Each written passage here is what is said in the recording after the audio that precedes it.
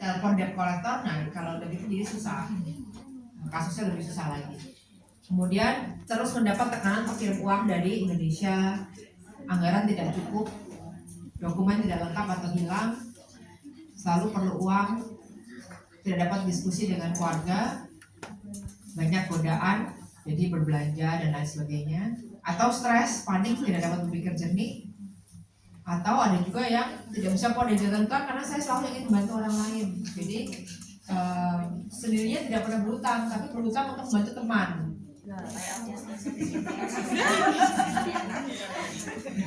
Nggak tahu itu benar apa enggak, tapi saya sering dengar cerita kayak gitu. Jadi kalau memang sangat murah hati, ya murah hatinya dibatasi aja dengan dana yang dimiliki, jangan berhutang. Okay. Nah, tapi solusinya apa? Pertama, ya jadi sorry salah pencet. Sorry.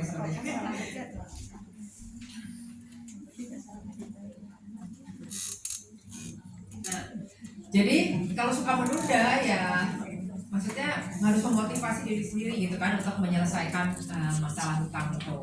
Kalau memang selalu dimintain uang dari keluarga, disitulah kita perlu diskusikan dengan keluarga. Kemudian anggaran tidak cukup, udah terlanjur menandatangani perjanjian pinjaman cicilan tiap bulan 2.000, tapi ternyata dalam anggaran hanya punya 1.500. Jadi dari saat pertama juga udah tahu uangnya nggak cukup untuk mencicil lah. Berarti kan anggarannya yang mesti diubah ya. Jadi hal yang lain perlu dikurangi seperti yang tadi sudah disampaikan.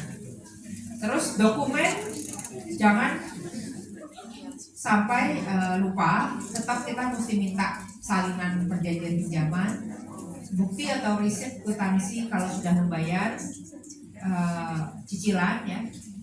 Kemudian ya buat anggaran dan apa yang tadi kumpulkan keberanian ini kalau tidak berani ya mendapat intimidasi atau apa seperti itu.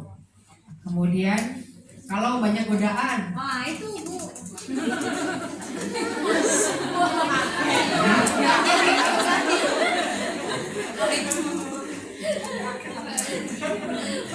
Bagus berarti nggak ngantuk ya. Jauhi sumber godaan. Jadi ya jangan ke mall lah. Kalau misalnya suka belanja ya mungkin nggak usah keluar dari rumah, tidur di dalam kamar. Godaan sale, diskon. Ya jangan mendekati toko. Liburan hiking lah ke hutan, nggak ada yang jualan, oke? Ya apalagi sekarang cuacanya adem, jadi jauhi sumber godaan.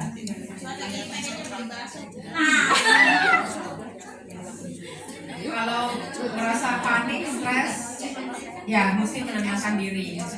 Ya, jadi banyak juga nih kegiatan untuk mengajak pikiran sekarang yang mengenai kesehatan mental, meditasi, ikuti. Oke. Dan kalau yang tadi murah hati, selalu ingin menolong orang, ingat bantuan tidak harus berupa uang, bisa berupa yang lain. Waktu, mendengarkan, ya kan? Kadang-kadang teman itu hanya perlu didengarkan mungkin. Katanya biar silaturahmi terjalin. Pinjem dulu 100. Apa itu pinjem 100? Ya, oke lah saya tidak mau komentari lagi. Lanjut saja. Oke. Nah, ini langkah-langkah lunasi hutang ya. Jadi pertama, kumpulkan surat-surat pinjaman Anda dan buat daftar hutang. Ini sebenarnya ada di kelas Anda juga. Mungkin kalau teman-teman udah ikut kelas yang menambah tabungan itu juga membicarakan hal ini. Kenapa kita perlu buat daftar hutang? Karena kadang-kadang seseorang yang Ini pas di kamera aku dia jadi satu ya pinjamannya. Jadi ada soalnya aku nggak tahu. Ini aku lagi kamera. Ada Ada di video. rentenir dan lain sebagainya. Jadi mana yang lebih urgent untuk dilunasi itu harus dilunasi dulu untuk meminimalkan biaya bunga. Kemudian tulis anggaran Anda sesuai dengan kondisi saat ini. Jadi pahami dulu sekarang kondisi keuangannya di mana gitu, kemana uangnya keluar gitu kan. Kemudian yang ketiga, sesuaikan anggaran Anda. Hitung berapa banyak hutang yang dapat Anda bayar sambil menyimpan cukup uang untuk keperluan hidup. Jadi mau nggak mau tadi yang sudah disampaikan oleh teman yang lain, pasti harus menyesuaikan pengeluaran. Kemudian pertimbangkan untuk berbicara dengan keluarga tentang hutang Anda. Maksudnya apa? Ini penting nih, nomor 4 ya. Jadi banyak teman-teman yang malu kan ngomong dengan keluarga bahwa punya hutang. Yang terjadi adalah ternyata membuat keluarga berpikir, oh mudah sekali meminta uang gitu, karena setiap kali minta uang pasti dikirim. Nah itu kan jadi pola ya, jadi mereka akan mengulangi lagi gitu. Maksudnya ternyata mudah gitu, jadi mereka pikir kalian hidupnya enak, mudah, dapat uang, gajinya besar, ya bagi-bagi dong gitu kan. Padahal ternyata selama ini sudah ngirim uang dengan hutang. Jadi ya harus terus terang gitu kan, karena keluarga harus tahu keadaan yang sesungguhnya di Hongkong. Nah, kemudian patuhi anggaran yang sudah Anda revisi.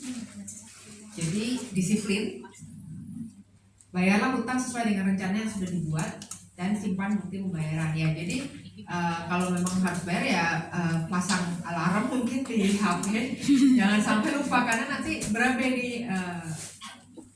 implikasinya gitu. Dan yang terakhir paling penting,